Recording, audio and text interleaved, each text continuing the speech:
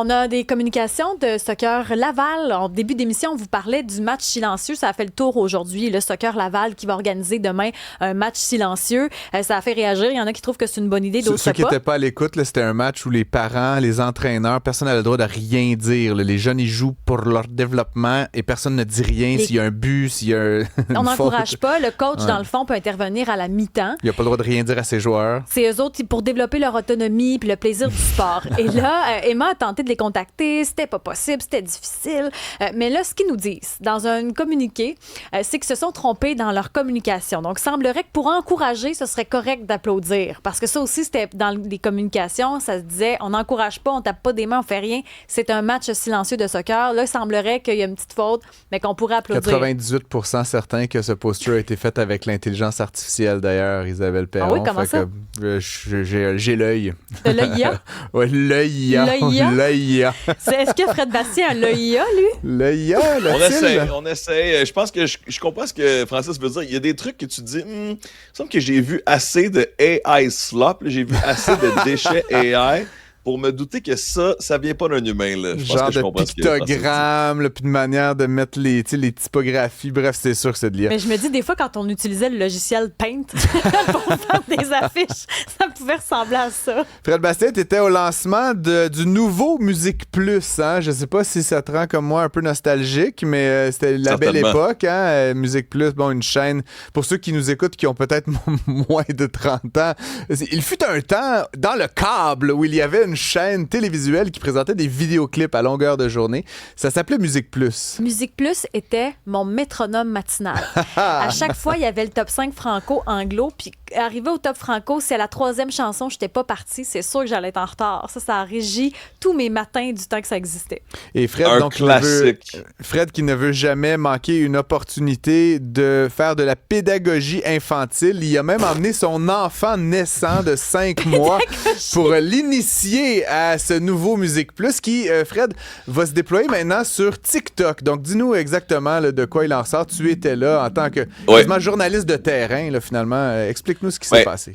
C'est tellement un phénomène intéressant parce que ça fait longtemps que moi, personnellement, là, je me place dans cette histoire que je mentionne qu'une version numérique de Musique Plus peut exister et doit exister. T'sais. Musique Plus, c'est une institution culturelle essentielle pour le Québec. Tu l'as nommé tout à l'heure, Francis, il y avait la question de voir de la musique, de voir des vidéoclips, mais ça a aussi mis plein d'artistes du Québec sur la map. Ça mettait aussi d'une certaine façon, le Québec sur la map, parce qu'il y a plein d'histoires de vedettes internationales qui sont passées à Musique Plus. Les Beastie Boys qui étaient tombés un peu par hasard sur place, les Backstreet Boys qui avaient fermé la rue. Bref, ça crée des moments culturels autant pour nos artistes, notre monde, que pour ceux qui passaient nous voir en ville. Puis ça, je pense que c'est bon pour la culture en général.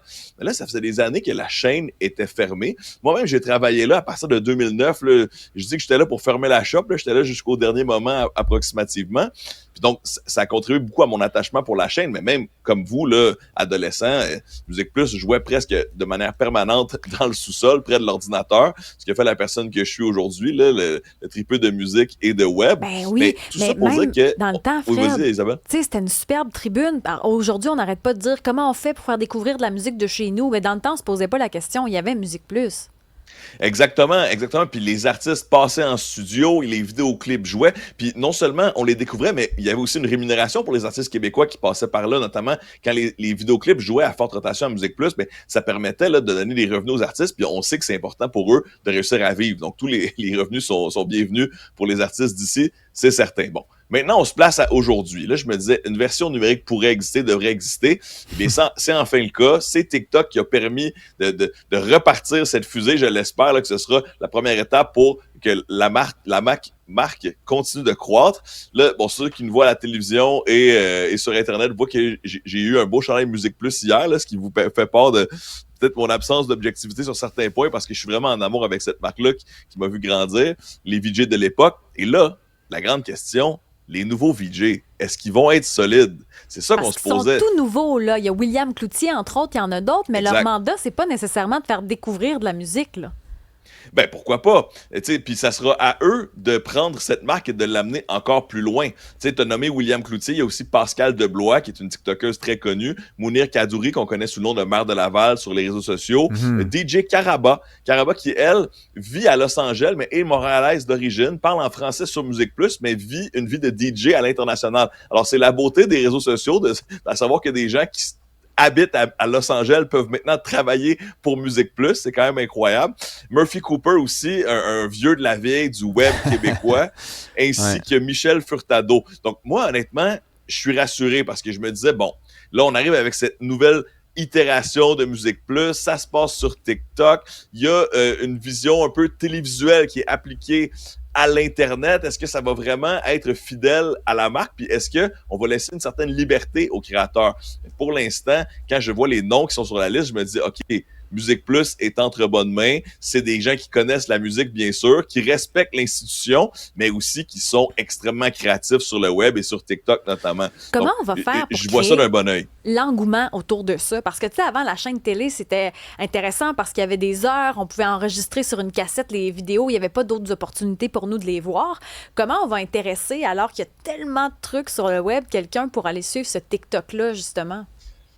Ben, j'ai envie de dire, ça sera les VJ qui auront la créativité de le faire, hein, parce que ça sera à eux de réussir à attirer l'attention. Et moi, ce qui m'impressionne, c'est que clairement, ça semble fonctionner. Ce matin, quand je me suis levé, il y avait 19 000 abonnés sur la chaîne Musique Plus sur TikTok.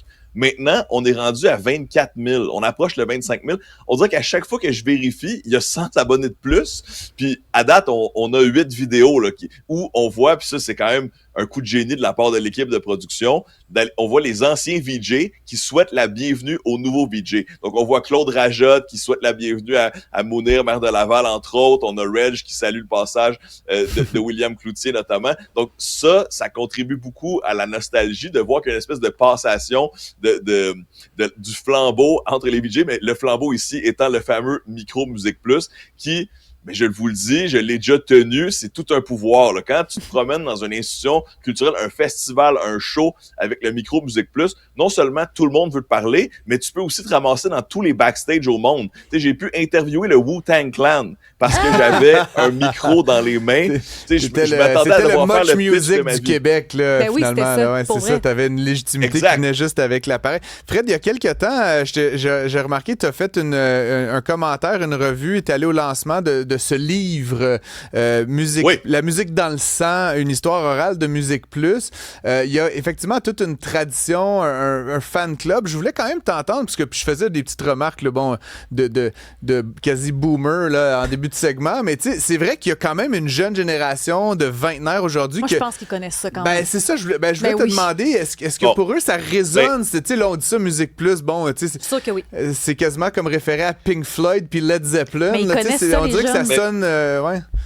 La question est pertinente parce que moi, je me disais, à chaque année que ce projet n'arrive pas, ben, la marque perd un peu de valeur parce qu'il y a de plus en plus de jeunes qui ne la connaissent pas. Cependant, quand on recule, j'ai envie de dire, dans la vingtaine, il y a des gens qui connaissent, on en a entendu parler, on sait à quel point c'était historique, mais effectivement, plus on flirte vers le 28 en montant, immédiatement, tout le monde a des souvenirs. Donc, c'est là aussi le défi, c'est d'aller chercher une nouvelle génération, mais effectivement, comme tu mentionnes, Francis, c'est pas donné immédiatement, sauf que justement, s'il y a un endroit pour le faire, c'est sur les médias sociaux, c'est dans le numérique, puis il va toujours avoir besoin. Tu sais, j'ai longtemps dit que les VJ étaient les premiers influenceurs. Donc, avant qu'on ait un mot marketing pour les créateurs de contenu numérique, les influenceurs, ben il y avait les VJ qui, nous, en tout cas, moi, quand j'étais dans mon sous-sol, puis je regardais 1, 2, 3 Punk, je regardais les chansons préférées de Reg Laplanche, ben clairement, si Reg m'avait dit, voici mon restaurant préféré à Montréal, puis voici la boutique de linge où je m'habille, j'aurais été le premier à me mettre en file. Un peu comme les influenceurs d'aujourd'hui. Donc, tu sais, Musique Plus a été précurseur de YouTube. Hein, on peut aller plus loin. On dit, les plans de caméra étaient un peu inédits. Les gens s'arrangent avec les moyens du bord. On peut dire la même chose de Musique Plus que des réseaux sociaux, exactement. Donc, moi, je vois ça comme une continuité. Maintenant, la marque ouvre les portes. La marque a un historique.